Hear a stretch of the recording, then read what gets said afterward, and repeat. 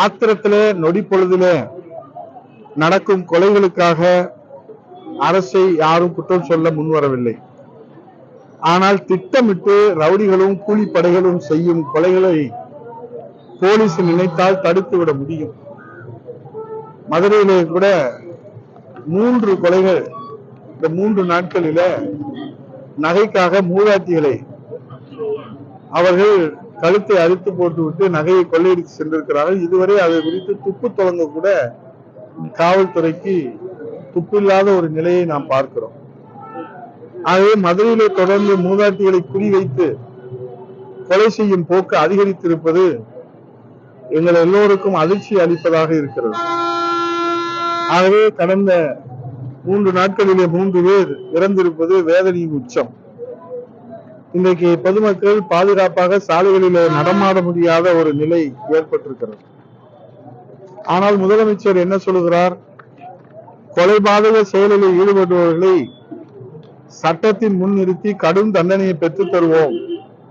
கொலை குற்றத்தின் பின்னணியிலே இருப்பது யாராக இருந்தாலும் அவர்களை கண்டறிந்து தண்டிப்பதிலே எனது அரசு உறுதியாக உள்ளது என்று முதலமைச்சர் முத்துவேல் கருணாநிதி ஸ்டாலின் அவர்கள் கூறி அறிக்கை வெளியிடுவது மட்டும்தான் அவருடைய நடவடிக்கையாக அறியப்படுகிறது.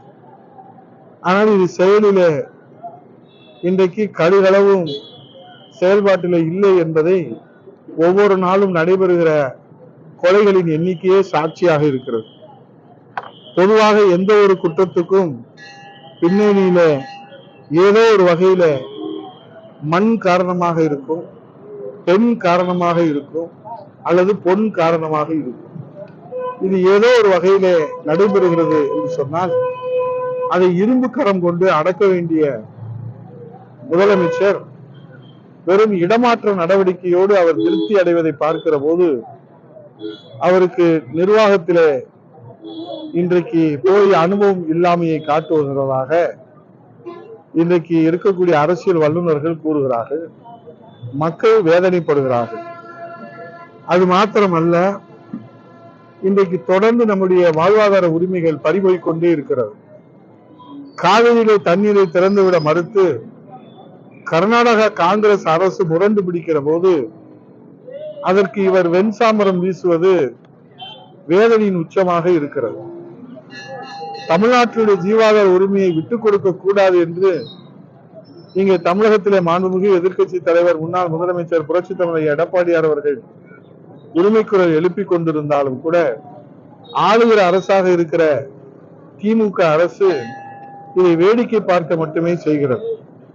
காவிரி நடுவர் மன்ற தீர்ப்பின் அடிப்படையிலே தமிழகத்திற்கு ஆண்டுதோறும் 177.25 டிஎம்சி தண்ணீரை கர்நாடக அணைகளிலிருந்து நமக்கு தர வேண்டும். ஒவ்வொரு வாதமும் வழங்க வேண்டிய நீரின் அளவு காவேரி மேலாண்மை ஆணையம் வாயிலாக வரையறுக்கப்பட்டுள்ளது. அந்த வகையிலே ஜூன் மாதம் வழங்க வேண்டிய 9.19 டிஎம்சி நீரில் 2.25 டிஎம்சி மட்டுமே தமிழகத்திற்கு கொடுக்கப்பட்டிருக்கிறது. இம்மாதம் ஜூலை மாதம் 31.2 டிஎம்சி நீர் திறக்க வேண்டிய நிலையில் 9ஆம் தேதி வரை 1.39 டிஎம்சி மட்டுமே கிடைத்துள்ளது. ஆகவே இவையெல்லாம் வேதனையாக இருக்கிறது.